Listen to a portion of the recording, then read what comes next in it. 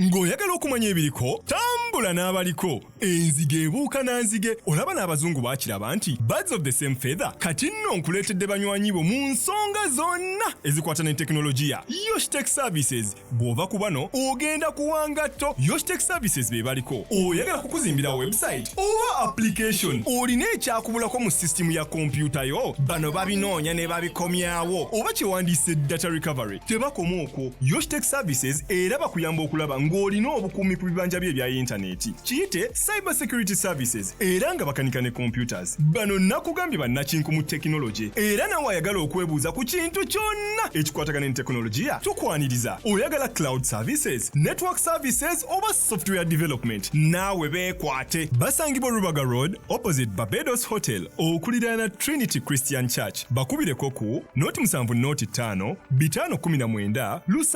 5 oba noti 787 997 Yoshtech Services, empowered by innovation.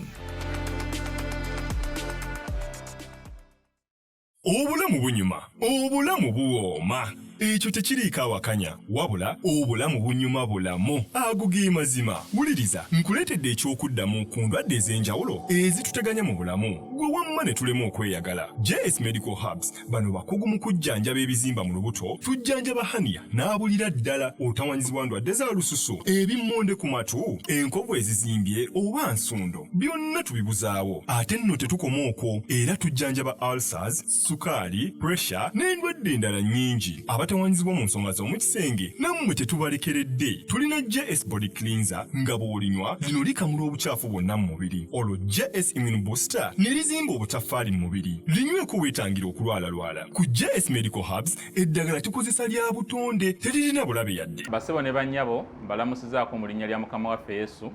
Yenze Musawo John Sewanyana wano ku JS Medical Hubs. Njagala okujjukiza ekintu kimu nti obulamu buli mu ngalo zo. Byolya ku sowaani yo oba byonywa mu kikopo kyo bye bigenda okusalawo onaabeera mulamu oba onaabeera wandwadde. Tukuyita wano ku JS Medical Hubs tukujjanjaba endwadde. Jjukira nti ffe we tujjanjaba ensibuko, tujjanjaba cause, tetujjanjaba symptoms. Tukuyita jangu ojjanjabwa endwadde yo wano ku JS Medical Hubs ojja kuwona mu linnya lya Yesu Kristo.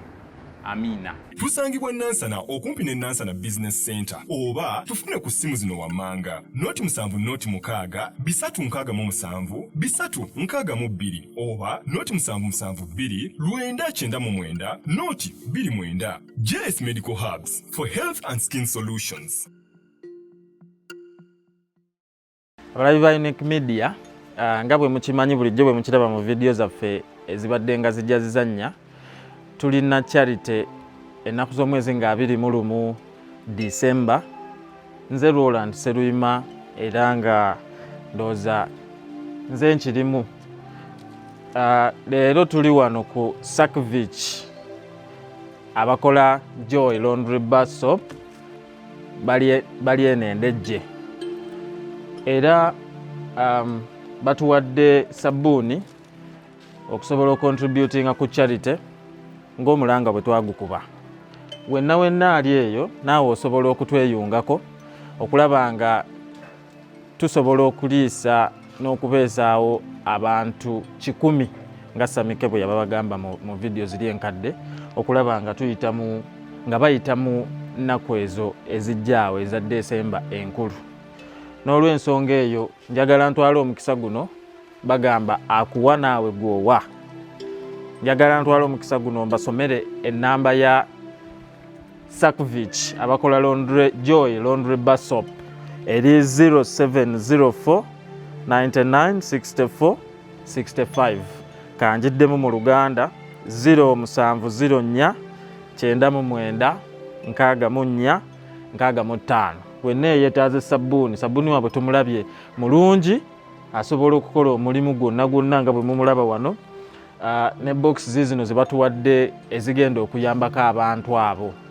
Kakati n'olw'ensonga eyo wenna akyali eyo naawe tukukunga oli wa kitongole ng'oyagala okutweyungako oli muntu ssekinnoomu njagala okubategeeza bw'oba olina obuyambi bwonna bwe buba bwa nsimbi obusindika ku 0705 36 7213 eri mannya ga Roland Sseruyima. Osobola n'okusooka okugikubako era Roland nze nja okugikwata.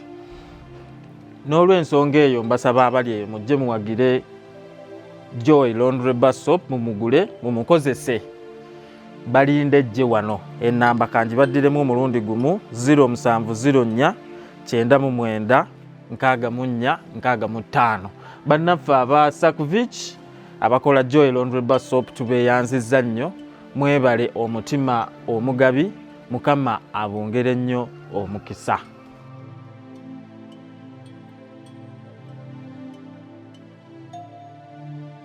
Mumita jajja Ndawula agamba ye tebamugattika. Agamba ye tebamugattika.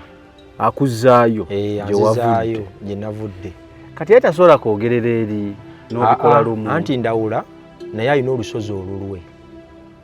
Zino ensozi zonna zenze nkugamba buli musambwa gwina we gusangibwa amatwale gaagwo. Kati gukugamba oddewa Ndawula waliwo ebuwaali wabaawo ensozi za Ndawula mweziri eziwerako naye nga olusozi lwa Ndawula luli buwaali ne wabaawo naye kati nze yampita mu Lwetanda waliwo ng'ovudde waliwo ewa Kabaka Bulamu naye waddako ewa Ndawula. Kati nze bwe yampita era bwe natuukawo nansaba okumugulira ebibala nembigula. Mwalimu amenvuufe n'emiyembe buli kimu. Kati watoola simanya shahada nagitoola nenfuuka Muyisiraamu era n'ebyokusaala nze nali sibimanyi. Ne batandika okunjigiriza ebyokusaala, wano okola bwoti, wano okola bwoti, wano bw'okutama, wano okola bwoti. Nsinga ng'Oluwalabu sirukola ki?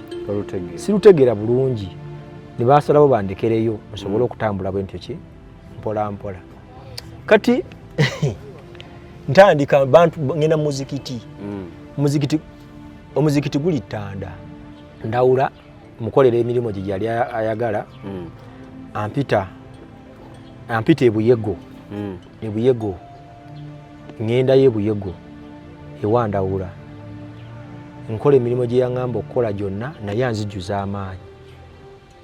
Yakuwagaki naye era abalina ekibinja kyakugattako nagambye buli wendaga babangako kyebakola ki kyebangattako era kyebampa. Kati mmalirizayo eyo okukola emikolo bampita nkomawe waka nsetinga maliriza Ndawula muwadde ebibye biwedde. Kati ate bampita ewa Mweyana ekatereke wano ensangi. Bampita ewa Mweyana okumaliriza ekitundu eky'obuyaaye. Bakiyita ekitundu eky'obuyaaye kubanga Bamweyana ye mubbi yasuula abantu eddalu. Amweyana mubbi ate era muyaaye. Kale mu kitundu ekyamayembe Lubowa yasinga okubanga mubbi era yasinga okuyambako abo abasajja okutegula piki z'abannaabwe.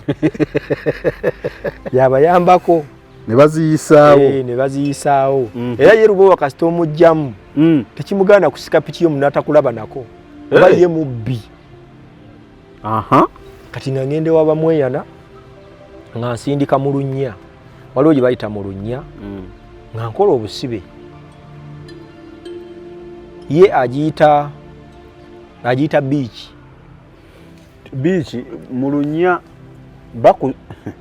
kati akutwala yatya gwe yeetwala? Nze neetwala. Kakati kiri ekinnya ebintu ebyo nabisiimula mu masimu gange nabijjamu byonna nembiyiwa nandibadde nsobola obbikulaga. Naye waliwo bagamba Bamweyana bamuwayiriza nti yayagala muka Kabaka eyo story. Ne bazimba ekkomera lye baasibirangamu abantu bedda. Basiimanga okwetooloola bwe bati ne bakka wansi fuuti nga 3 2 awo. Kati ne basuulangamu abasibe. Kati nga abasibe tasobola kuwalampa kisenge ekyo kola ki kuvaayo. Kati kyekyo kyengezaako okugamba era lyekkomera lyakulanga mupiira. Kati wali muwekka? mwabangamu n'abalala eryo lyekomera kati wakkayo nakkayo si wala kati wagenda waziba tebukyaweza na fuuti ziwera 10 tezikyawera ettaka lyagenda likola ki libiziba neŋŋendayo nenkola obusibe baŋŋamba gula akawunga n'ebijanjaalo nenkagula nemutwala mu kiyungu nembeerayoko nembeerayo namubikka era nemwambaza bamweyana wamubikka ate n'omwambaza kyekiri kye nagambye nti omuntu bamuyita ettanda baba muyise genda kubikka n'ebikolo emirala gy'abalina okukola ki okukolerako kati neeno kisigala kyekimu naye engoye zaawukana kati engoye oziwaani engoye basobola okukwata omuti ng'ogwo ne bagusibako olugoye baba babisse kubanga omusambo bwe guba nga gutula ku muti ogwo bw'ogubikkako oba ogubiseeko obwereere bwagwo oba ogwambazza kakati nze kye nakola nga nkola byonna bye bankola ki bye bansaba namala obbikola kati bamweyana kuti bwangu ogw'omuzimu gw'abamweyana oba ogw'omusambo gw'abamweyana weeguli awo gulinnya gulina gwe gulinnyako nakubulira ebyokukola ki ebyokukola kati nembikola naye nanjuza amaanyi era naŋŋamba ngende ngula omuggo gwe kati oba olya emmere oba olya bakufumbira ne baleeta nawe kenyini ovaayo neweeyagala n'otambula namu sibusibe buno oli mu kinnya tovaayo obusibe bwengezaako nti ayinza okuwa ennaku 9 ng'oli eyo kati bwakuwa ennaku 9 ng'oli eyo oba olina okwebakayo kati ennaku 9 tekigana kufuna kwaba n'olya ku nkoko naye ng'olweggulo gy'osula asobole okuwa obuki obubaka so namubikka nemwambaza nemuwa buli kimu n'engatto ze ezo engatto z'abalaasi zolaba lugabire zolaba ziriko emisooso ne gigira giti bamwera nanyini malala buli malala buli musajja gwolanga n'amalala nanyini swagga oyo yennyini okakasa ye nanyini malala ago era yaleeta amalala mu bantu ate bamweyana nga wala nti bamweyunira abantu baagala amalala kakati gwe musambwa okugaba ekintu ekyo naye nga bwe nagambye mu kutandika wali nti kampani y'essimu erina ekitebe ekikulu naye erina amatabi kati nkukoonera ku matabi gonna gye gava awo tutuuke ku kinyusi awo gonna matabi ng'oli mu koonako ng'oli mu kuvisitinga ng'ogenda wano gonna matabi olwo ndawula maze omukola nze bamweyana kati nenakayima ataddamu era mpa obubaka aŋŋamba njagala sapule yange nkolere bampe sapule yange ne kando sapule zina wakati ze bambala mu bulago ng'aginsaba nga ngikwata nga ngitwalayo sapule yansaba sapule nansaba kando nansaba n'ekikooyi ekikooyi kino ekyabalaalo nansaba n'enkoni enerunda naye yali erunzeeko tuzigula tawuni zibeeramu twazigulanga nengitwalayo nengula n'omuzigo nengula n'entungo n'obulo nembitwalayo nemuwa sapule ye lwaki nakoze statement egamba nti amadiini gonna galina agafuga ali atya omu kakati malo bitwalayo we nti biwedde ndawula naye maze omujjamu muwadde ebibye kakati ate wabalukawo omusambwa ate nali sigumanyi wagwakyalo kati byonna bikoze eki biwedde omanyi okimaze manyi nkimaze wabalukayo omusambwa nga gwakyalo nayitanga abantu nga bekuba ebigobo enseera bwengwa naye ngumanyi okuyita awantu nga tewaliwo kantu konna nti kakuteze naye nga buli wembitawo ogwa ngwa buli wembitawo ngwa nyagwa emirundi ndowooza era gyali 9 nga weetega kiki nga seetega ate ng'enkuba tetonnye naye nga buli wentuuka awantu awo ngwa ku ttaka enebusenga kiki kati natuula wamu nempuliriza nalina awantu wenatuula nenga waliwo ekitali kituufu kyenva mbuuza naye gwaayi musooke mujje mumbuulire lwaki ngwa wano kati ne bantwala mu kwolesebwa omusajja n'aŋŋamba naye gwe ssebo okoze byonna oleese buli kimu kyonna ewange naye tonneeyanjuliranga sikumanyi nimbuuza ate gwe gwani wadde ogamba otya nga nange ndyewulira eyanyi ndiwulira ndikola ki oliwezezza ndina ne kugamba naye gwe oli w'amaanyi n'okusinga abantu bonna ensonga lwaki gwe mbadde njagala ne mbuuza ate onjagaza ki siina kikyo era ekyo kye nalya ne kugamba nti naye olina kusooka kunneeyanjulira nga tosobola kunneeyanjulira tosobola kubeera wange wano wange nga obadde gy'obadde olaga obadde ogenda obawa olwo tuliwa olwo tuvuddeyo tuli waka ngambe waka kati kitundu ki kitundu ekyo kyo kankireke kitundu ekyo kyo kankireke kale manya weguli waliwo ayagala okumanya ekitundu aseke wala ayagala omanya ekitundu atulikaseke kakati akungamba neze nanyina ekitundu kino obadde omumanyi namuga ate kumanyeko kino nga ssebo gy'obadde olaga abantu obawadde naye nze tonnampa ne mubuuza gwani naŋŋamba yenze gundi ne mugaa nti nange maze nkuuma ekyalo kino era abataka n'emizimu gyonna nze njirina era ntuula ku luzzi weeruti buli wano n'omuti bwe nali ntuula baagutema naye ne nvaamu ne ntuula mu muti omulala naye nga oke nja kujja nkukyalireko saddamu kugwawo kigo jasi baali bampa sigino okumanya nga baagala mbamanye kati nenvaawo neŋŋendayo nemukolera ebintu nemukolera emikolo buli kimu kyonna yensonga lwaki naggamba nakolera ku kitundu ekyo abaaliwo ne bagamba naye kiki ekiri wano eri capati zonna nga nnyingi naye wano nga kubanga nali nakola bondingi n'omusambo ogukulembera kiki ntegeddewo kakati nguwadde ate gwo gwafuuka mukwano gwange ennyo sikamu maaso eno katono kati bwe gufuuka mukwano eno bwe gufuuka mukwano gwange ennyo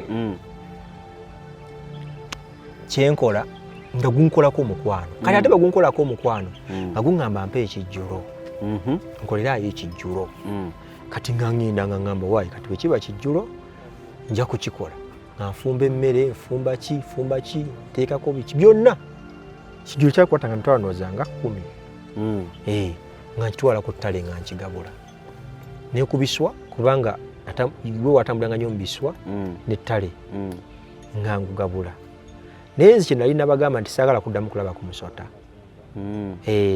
nabagamba saagala kuddamu kulaba kuki musota ng'era emisota teginneeraga ne bwe guba weguli gwekweka gye gwekesa naye sikola ki togulaba nesigulaba kyenali nagugamba kati ne gufuuka mukwano gwange kati ate ne gusembeza emyoyo emiki emirala kati nagwo gwali musota gwe gwali gutambulira mu kifaananyi kyali kya musajja nga gulina n'omukazi n'omwana era bwe gwansaba ekijjulo gwansabirako n'ebyokulya by'omwana ng'amata agamata nagateeka mu kibya n'engabula omwana omusambwa kati bwe mmala obbigabula byonna guŋŋamba kakati njala kugatteko n'abalala kyova olaba wano wava ekintu ekigamba nti musabire ebitundu byammwe bw'otuuka mu kitundu ekyo kibikke mu musaayi gwa yesu bw'okibikka mu musaayi gwa yesu waliwo by'osobola okuwona gwe ng'omulokole ategedde amazima kakati bwe ntuukawo nga guŋŋamba njala kukonektingako mikwano gyange nabo bakole ki bamanyi kati olwo ntandika eyabadde ekyalo ekimu tandika okuwamba ebyalo eby'esoolu byetooloddewo otandika okugaziwa kati bakola miitingi bakola miitingi nze bampita bwisi miitingi nkoze eki ng'etudde nga baŋŋamba ono yatwala ekitundu okuva kino paka Gindi n'ono yatwala ekitundu kino paka Gindi ono atwala bwe kiti kati nsooka nkwata kumpi essaza liringa ddamba amanyi kibayita essaza ndikwata bwe ntyo nga nze afugawo awo kati nga byonna bijjogera naye nga gimbuulira bye gyagala nga mbikola kati nga bansitulira emizimu gya myaka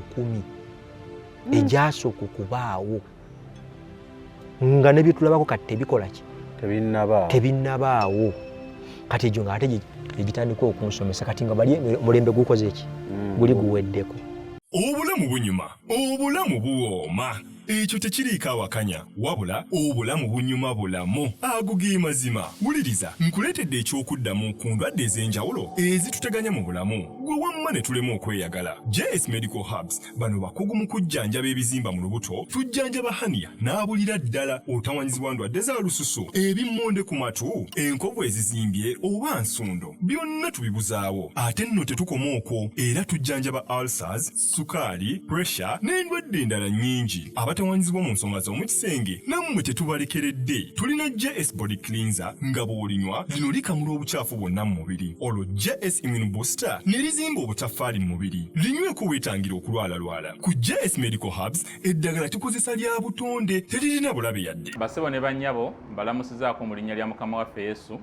Yenze musawo John Sewanyana wano ku JS Medical Hubs. Njagala okujjukiza ekintu kimu nti obulamu buli mu ngalo zo. Byolya ku sowaani yo oba byonywa mu kikopo kyo bye bigenda okusalawo onaabeera mulamu oba onaabeera wandwadde. Tukuyita wano ku JS Medical Hubs tukujjanjaba endwadde. Jjukira nti ffe we tujjanjaba ensibuko, tujjanjaba cause, tetujjanjaba symptoms. Tukuyita jangu ojjanjabwa endwadde yo wano ku JS Medical Hubs ojja kuwona mu linnya lya Yesu Kristo. Amina. Tusangibwa Nansana okumpi ne Nansana Business Center oba tufune ku simu zino wammanga noti 7 bisatu nkaga mu 7 bisatu nkaga mu 2 oba noti 772 lwenda chenda mu mwenda noti 29. JS Medical Hubs for health and skin solutions. Kakati annange ebyo nanga bikutuulako kati ng'owulira otya maanyi nze obulamu bwo nga buki kwa mission yasooka kugenda kukyusa bulamu kati obulamu nga bukyuse olwo bikyuse kati ate mpulira njagala kuba w'amaanyi kati ekya ssente kivudde kati ala maanyi kubanga nayagala ngezese ku maanyi ago ndaba oba nkola ki oyina nenjogera ekigambo ne kituukawo kati ng'ate amaanyi gava mu bintu by'okuteekerera gadda ku lulimi. Nasookera eri mu myeso ngatto biki kwolesebwa kuwulira kati ate nga gali ku lulimi nga kyenjogera kituukirira nga bwe nkyogedde ne kituukirira. Kubanga era waliwo omuntu eyankubiranga ngamba bwe mba soogedde naawe sikola. Ne bw'oŋŋamba nti genda okole ngina nenkola ssente ate nenzifuna ng'era olw'eggulu ng'ateekako. Nga bw'aba tayogedde nange takola. Abula bwakera nankubira essimu nambuuzaako muzeeyi gyebaleko muzeeyi kaakati munaye mbadde ngenda kukola nsaba onsibule ngende nkole ng'agenda ng'akola ssente ng'ajja olw'eggulo nga njokyayo. Kati ekyo kyabangawo ng'amaanyi gatandise okukola ki kawutandise okiraba nti amaanyi gakola ki wegali. Naye nga mbuuza naaweebwa nti omuzimu gwa jjajjange omukulu ne baŋŋamba nedda tukyakuteekateeka tukyakola ki kati guli wali ogwagaza ki anti kati jjukira nze nalina ekikwate nti gwe gwatambuzanga ki ensonga ziri zonna kati nga neetaaga ate jjukira ekika balina okuba nga bampa amayembe gaki g'ekika balina okunkwasa amayembe. Jjukira ekika kyonna kyonna okuyimirira kiyimirira n'amayembe gaakyo wabawo amayembe. Kati nze emisambo gye nasinganga okukulembeza nnyo emikulu nasambira ogwo omusambo ogwa bulamu, omusambo ogwa mukasa n'omusambo ogwa kiwanuka ne bamweyana muwanga yalinga wakutaano. Egyo emisambo etaano gye gyankulemberanga mu biseera ebisinga bwe natuuka mu biseera nga nyinawe waliwo ekigaanyi nga gye nyini gyesitukire nga ne gijja ne gibaako bye gikola ne gikola ki ne gigenda. Kakati nenkola ebintu ebyo ne mbimaliriza nsaba omuzimu omukulu ogw'abajjajjange ogwasooka. Baŋŋamba nti bw'oba oyagala omuzimu ogenda mu lusozi lwe bayita olw'emugulu bayitayo mugulu era oyita emityana ne weeyongerayo munda eyo oyita ttanda n'oyingira munda eyo bayitayo mugulu. Ewali olusozi lw'ab'embogo mu kika bwe nali nva ewali amayembe ago gonna kati eyo gye bankwasiza ebintu ebyo byonna. Kati ate nva mu lusozi olw'emugulu okakasa byonna byenkoze baddamu gwe bamaze okunkwasaga amayembe emizimu emisambwa byonna full package nga bagimpadde kati olwo nzijjudde baddamu baŋŋamba gende wa kitaawo Mukasa akakase ensonga zonna. Mukasa ye akoona stamp ku bintu nagambye mu Lubaale buli musamba gulina kye gukola. Bamweyana wa malala Kiwanuka agaba kuba yawanula n'akola ki n'akuwa naye nze takyampanulira na Yesu kati yampa kati ate ogwo musambo ogwa Mukasa gugukona mu bukonyi sitampu era abantu abasamira Mukasa tebasookera ku Mukasa. Mukasa bamunoonya bakola ki bamaliriza kubanga ye Mukasa akakasa buki bukakasa nga nsonga bwe zikola ki ziyimiridde naye byakakasa bifu bifu kubanga nze gye tugenda maaso eno njija nkiwumbawumba tusobola okutuuka ku kinyusi kati nve wa Mukasa amala okunkansira akola ki aŋŋamba muteerewo ensawo ye omuteerawo ensawo yansaba ensawo yali yansomba byuma emeso gimanyi bayita nsomba byuma sigimanyi naye njiwulira kakati bagikaza ne bagijjamu ebyomunda byonna nefuuka ensawo kakati nga nayo ngiteekawo naye ebintu bye byonna nga bikanga bukanzi kati ng'ensawo nayo wemala ogiteekawo teekamuko ku ssente kati yensawo nga yegenda okuba nga ekuŋŋaanya ssente za Lubaale era nga wolaba bwe bawa ekimu eky'ekkumi wano mu bulokole tuwa ekimu eky'ekkumi ne sitaani bawa ekimu eky'ekkumi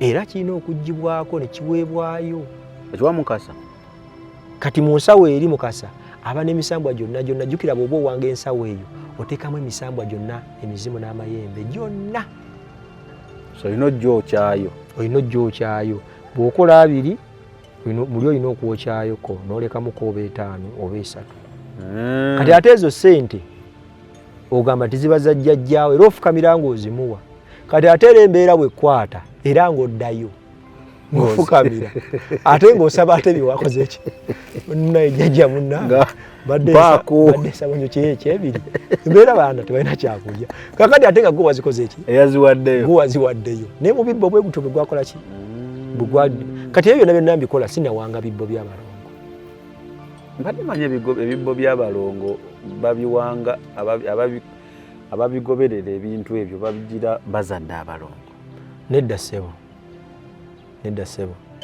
babiwanga kubanga buli kika ekisinga ebisinga ebika nagambye obwakabaka butambulira ku bulongo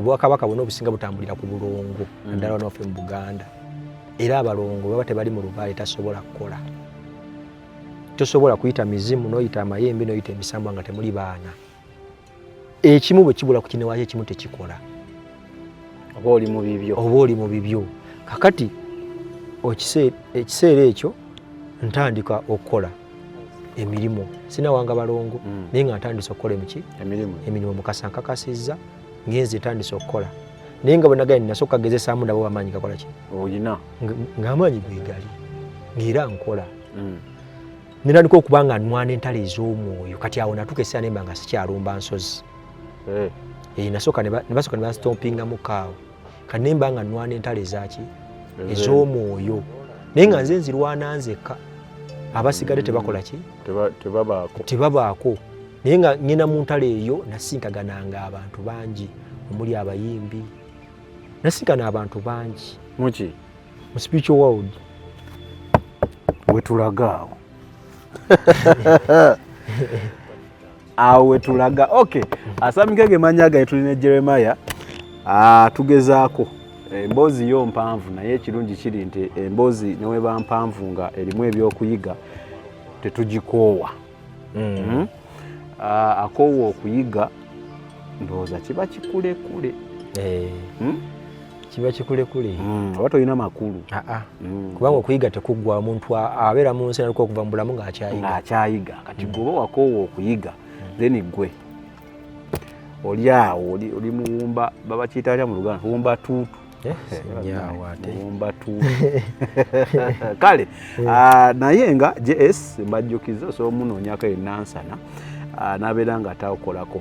Waliwo ebintu ebimu nga yes Katonda tumusaba naye nga Katonda ajja tuyamba nnyo nga naffe tulina bye twekoledde nga tulina actions ze tukoze. For example, atogenda keera ku makya ng'oyagala Mukama akukyusiza embeera naye nga toyagala kufuluma kugenda kunoonya mulimu kati omukisa onaagufuna oti.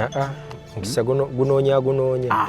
So tagenda va mu ggulu ajja kukolera embwa akuleetere ssente nedda. Fuluma agenda opatikane ajja kukuweera eyo omukisa ate okulaba ng'obulamu bukyuka. Y'ensonga y'emu, obulwadde oba bukuluma genda funa eddagala then tusabe Katonda akuwonye. Kwaffe tujjanjaba ye ne tumusaba n'awona. So JS munoonyeeko, olinamu pressure sukaali ebikutawaanya, olinamu waliwo abakyala abayina ebizibu ebitali bimu, sijja bitottola naye mmwe mubimanyi. Genda omunoonyeeko, musawo John ajja kubeera ng'atakolako bulungi nnyo nnyini ddala. N'agamba oyo ye wange wageza n'akubaako kyakkoze ekikyamu tujja mwerumbira ffenna, naye nsuubira musajja mulungi abamugenzeeko bawa obujulizi. Kale Yoshtek ye ali ku bintu bya kompyuta, data yabuze, kompyuta eri slow, ate kompyuta tepawalinga, ate website yange tekyaloadinga, byonna azimba website. Oba olina kyoyagala kyonna business yo ajja kikolera as long as kikwatagana ne internet. Ajja kuzimbira app oba ogyagala business etambule bulungi, amunoonyeko ajja kubeera ng'ateera akuyambira ddala. Ekirala obulango tukyabwetaaga bannange, muleete obulango tubeere ng'ate tukwasaganya ekintu kino ffenna. Ndalabyeko awo abannoonya ekituufu nti munnoonyaako naye sikyali WhatsApp. Simu yange nanikoza ku WhatsApp yatwalibwa abalowooza nti bagyetaaga nnyo okunsinga bagitwala, balina bye banoonyerezaako, so siri online.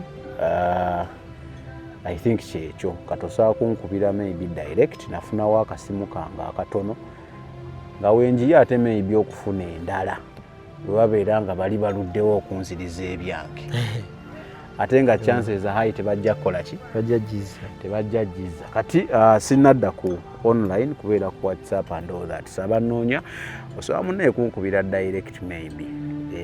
Nga wenjiye ate okulaba nga nzaawo essimu endala tubeere nga tukwasaganya emirimu bulungi nnyo. Ntumira mwenna ababeerako nga mulaba nga mulinze because olumu abigera ne bintabukako ne tiimu yange ntateekayo, naye mbeebaza mwenna abeerako okubeera ne tuba tutaddeyo leero, naye ekyogeno tikako nga already abeera balinze program ezigenda mu maaso ku Unique Media. Nkiddamu program zetuli ku Unique Media si za kinyumo era sizireeta nti tunyumirwe nnyo, nzireeta obeere ng'ofunamu ekyokuyiga. So saagala tubeere awo onkubira essimu enkeero nga wanne waleese ate Jeremiah omwana anyumya emboozi, nkubuuza wayizeemu kiki kyewateka, omwana anyumya. Ebyo si bye manjagala ofunemu ekyokuyiga. Kati nno muyinza okulowooza bye tubaddemu bye bisinga, naye ate we tulaga weewakambwemu weesibe ebbiri. Nabagambye ka statement mukakwate nnyo. Oyinza okuba oli muki? Mu ddiiro. Wadduka mu kisenge. Mu kisenge waddukayo. N'osibira mu ddiiro. Ng'oli mu ddiiro. Tuyina abantu ba mirundi ng'ebiri mu bulokole. Tuyina ye ali eno nga kituufu yayatule alina watuufu. Naye ng'ate ekigere ekimu kiriwa? Kiri eno amala okusaba eno wala tebijja ng'agendako ewa Jeremiah ow'ebiseera ebyo nga ne Jeremiah kiri kitya kebeeramu kaawo. Ontegedde? Tubalina tewabalabanga bangi.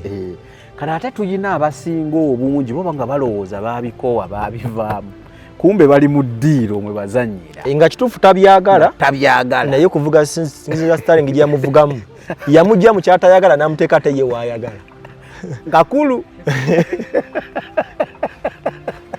nga sitaani yakujja wootayagala ye kennyini n'akwetera waakwagala, anti ye alaba mmeeme ye yalaba nti ono Sami akyuka ava mu byange. Kakati Sami atandise owuliriza ebyenjiri nti yayagala kulokoka nti wange nayo ng'ova eri mu busamize ng'olowooza ovudde mu busamize naye ate ng'oli mu ddiiro mwennyini mwolaze mwozannyira abeera mu ddiiro n'alaba abaana be nga muzannya kubanga wali abadde akuvuga omumanyi kati wano olaga nti omuvuddemu naye ate ng'era okyamulimu ate n'ekirala Jeremayo omuntu akuvuga nga tomanyi nti ovugibwa mulalamu abamubi nnyo okusinga ono akukomandinga ng'omumanyi bwe kiri naye ono akomandingira eno ng'olowooza otegeera nnyo kumba oli ku biragiro bye mwozannyira so we tulaga wakambwemu temugamba mbayo tubavumira abasumba simatu kuba chachi nedda tuna chachi gye tukuba naye gye tulaga tugenda kugezaako bagamba amazima otandise ogire weerwanira entalo z'omumyoyo tandise okulwana entalo mu mwoyo yingira mu spiritual world tandika okusinkagana abantu ab'amaanyi ng'oyagala okumanya ebiriko tambula n'abaliko enzige ebuuka nanzige olaba n'abazungu baakiraba nti birds of the same feather kati nno nkuleetedde banywanyi bo mu nsonga zonna ezikwata ne tekinologiya Yoshitech Services bw'ova ku bano ogenda kuwangatto Yoshitech Services be baliko oyagala kukuzimbira website oba application olina ekyakubulako mu sisitimu ya kompyuta yo bano babinoonya ne babikomyawo oba kyewandiise data recovery tebakoma okwo Yoshitech Services era bakuyamba okulaba ng'olina obukuumi ku bibanja bye ebya intaneti kiyite cyber security services era nga bakanika ne computers bano nakugambye bannakinku mu tekinologi era nawe ayagala okwebuuza ku kintu kyonna ekikwatagana ne tekinologiya tukwaniriza oyagala cloud services network services oba software development naawe beekwate basangibwa Rubaga Road opposite Barbados Hotel okuliraana Trinity Christian Church bakubireko ku noti 7 noti 5 519 715 oba noti 787 996 667 Yoshitech Services empowered by innovation. Kati osobola okunsanga mu mwoyo n'otegera nti oyo Sami n'owwo gy'osula n'emmanyaayo kyekiri kye nagambye nti wagendanga mu lusozi nosanga waliwo akulinze ng'amanyi ne bw'oyamba kati ye aba yategedde atya kati kye kimu ky'obuuza kati so watuukayo ng'olaba basita be tuyina wa nga ndaba abayimbi ennyimba ez'ensi nga bali eyo okusinga ate ng'abamu nali mbaagala nnyo kubanga nali neegomba kubasinkagana ate n'engeri gye wali okuze ng'oli wa kidongo nnyo nali neegomba okubasinga nenga nesinga osinga mukwatako mu ngalo kati musipikyo wadi nga tunyumya ne twogera buli kimu kyonna nambuulira kati kino kina kuba bwe kino kina kuba bwe kino nenga mbulamu owa bulijjo simulabangako naye kati aba akumanyi senga mwesisinkana Samuel asobola okutegeera kubanga ye aba amanyi kati lwaki nasinkagananga abayimbi abo era nga mwembali n'ebibuuzo bye neebuuza nga nsobola okusinkagana abayimbi abo ng'oli nafunanga connection ye naye connectinga ku muyimbi kuba muyimbi gwe nasinga ennyo kubanga nkyatinga naye ate essaawa zino takyayimba yakita takyayimba naye sigamba nti yakita takyayimba just bamuggyako ki yafa teyafa mulamu waali bamuggyako kifeva bamuggyako ndowooza obanga eddembe lye takyayimba naye nga mulamu anti olwo mugattirira bamusiba kwegamba tukitwale bwe tutyo bamusibira wano ku nsi oba mu mwoyo mu mwoyo musibe na wano musibe ani oyo olwobwongo budduka ni musibe osobola muterawo mu komenti awo amanya ajja mutegeera muyimbi ono namusingagananga nnyo kubanga mwe mwatambuliranga omusambu ogw'abamweyana kubanga omusambu ogwo n'omulala ogwakiwanuka gwe gwamuwa ettutumu eryo lyeyalina munene w'amaanyi mu batoopu takyayimba ali mu kkomera tali mu kkomera takyakkirizibwa kuyimba naye ng'ebirala abikola mutegedde yo wakakomo bangi obukomo waliwo wakakomo n'obwo obukomo njagala obuŋŋambeko bayiwe ate obwo nja kubwogerako Eh? n'obumba bwambala mu bigere bigere simanyi naye buno bwombulaba bususse naye ne mukwano gwe gwe n'abyakamba abagiyita miringa abamu bagiyita miringa yalowooza swaga si swaga ne mugagwe byokoppa obimanyi si swaga ebyo ebintu nze nabigabanga kuba omwana mulaba buli wabeera takavaamu oyo goyogerako kyenagambye wali mungo tulina twabadde negamba teri muntu akeera ku maja n'afuna kirowoozo tino oluzi kantekeko omudumo gumu ekirowoozo kyaba alina wakikoze ki omwana oyo mwetegereza buli wabeera oba akubye essuuti oba ali mu malaasi ge oba ali mu lwali oba obukomo bwa sitaani oba obukomo bwa sitaani babwambala ku mikono ne babwambala ne ku bigere bigere sikalabanga bakyambala mu makati g'ekigere muno makati gaakyo abo bawala n'abalenzi naye njagala bategeeza eyo y'empingo gye muba mwetaddeko etalivaawo mirembe gyonna nalaba akakoppa mbusimanya serebu wa akambala nemugamba amazima agali nti nze nasingana spiritual world nasinkagana abantu be nali nsinga okwegomba okay tuddeyo wali kati gwe wali weebuuzaako ngajja nambuulira buli kimu kyonna era n'omuyimbi gwe bayita Paulo Kafeere yafa omugenzi naye namusinkaganayo nenjogerako naye bwe nali matira nnyo endongo ye endongo ye yagikubanga nentuulamu era nali najagala nnyo namusinkaganayo naye nga talina nnyo kiri awo twogerayogeramuko nensinkagana n'abayimbi abalala baaliwo bayimbi bangi bo manyi nti bunayimba nyimba za nsi ate nga banene kubanga n'abamu mu nsi ey'omwoyo baalinga bafunye ataaka nga nze mbalwanirira naye nga tobasinganako nga sibasinkaganaangako naye nga abasinga baalinga bateekeddwa okuttibwa kati ate nze nenga nenwana entale zo baleme kukola ki kuttibwa kati nze gwe mulimu sitaani gwe yali yampa kuprotekitinga kulwana tonna tutuusa ku kya sitaani naye yatusooke tugyewo ekyemyoyo ekyo buli muyimbi ali mu nsi ali mu bintu ebyo oba waliwo abajja ne bayimba bambi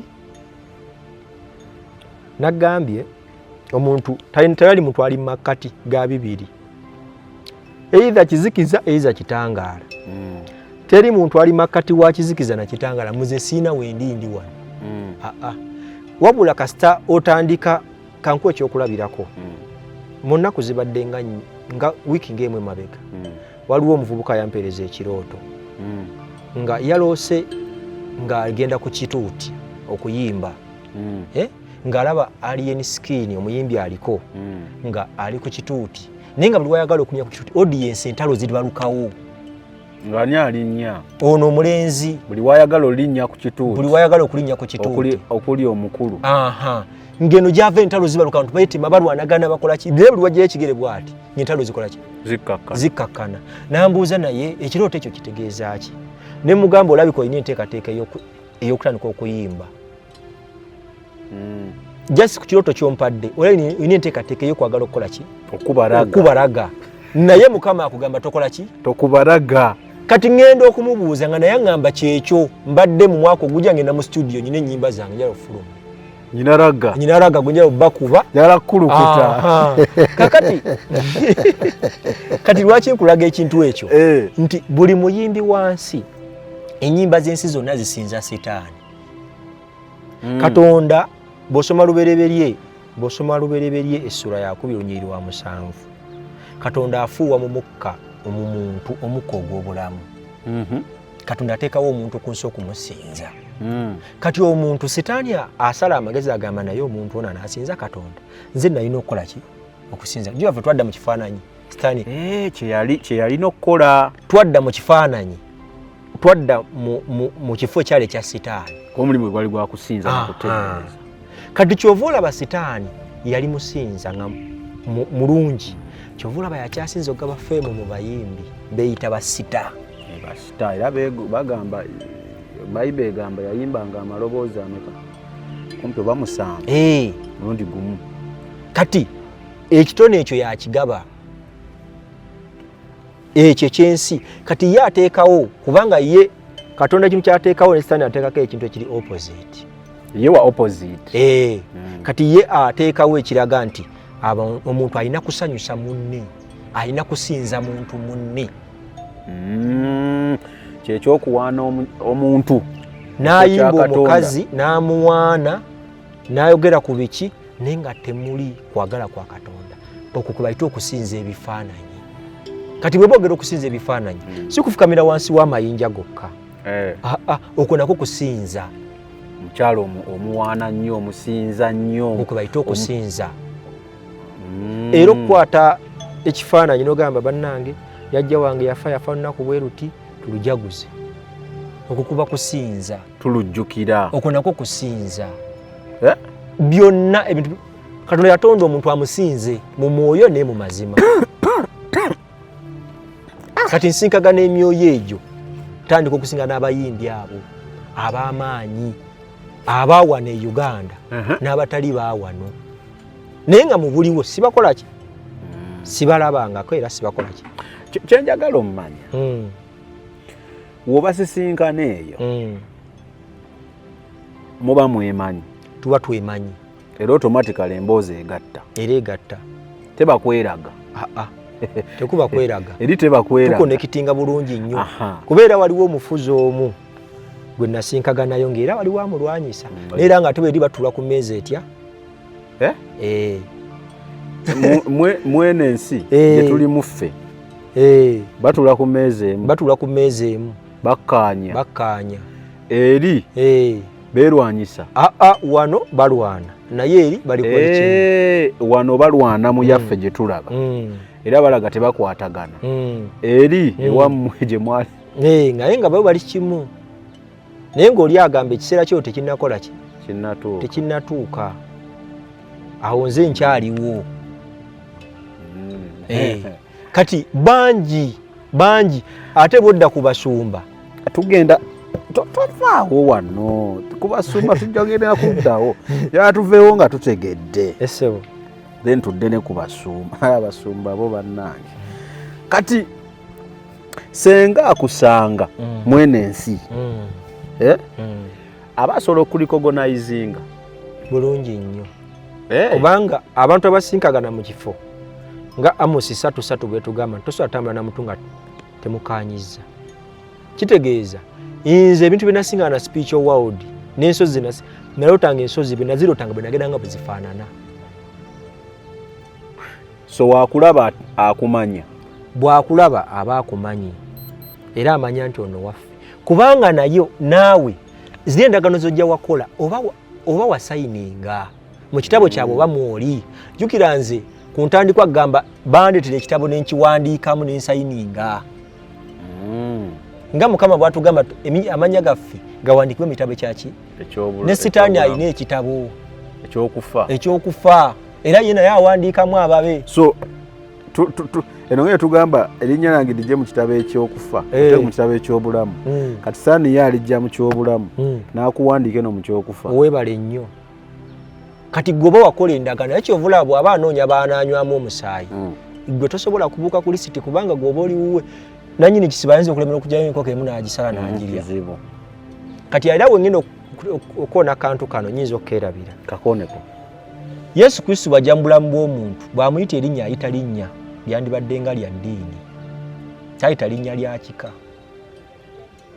Jeremaya ayogera Jeremaya tayita liri ekkadde tayita Seruyima era bw'abanga Yesu wo akuyita erinnya akuyita nga Seruyima nagamba kino tokikola manya oyo mulala muko lola ndi okategedde kubanga ebiseera ebisinga abasinga balina Yesu waabwe naye tebalina Kristo. Kati Kristo ye w'omwoyo. Kristo bw'aba ayita ow'omwoyo. Kati nze yampa erinnya eppya lyamanyi gali tagamanyi. Jeremaya Roland weebale nnyo.